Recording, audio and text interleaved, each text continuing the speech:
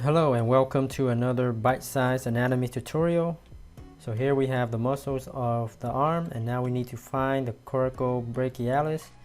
It's actually kind of hidden deep to the biceps here. So let's clear this away.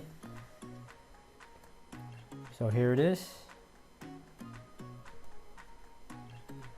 And we have the distal attachment. It is on the medial side of the humerus, about the halfway mark, and that's the distal attachment. And then the proximal attachment is at the tip of the coracoid process of the scapula right here. And the nerve supply is the musculocutaneous C5, C6, C7. And the muscle action, it helps stabilize the shoulder, also flexion of the arm, and also adduct the arm. Alright, I hope this helps.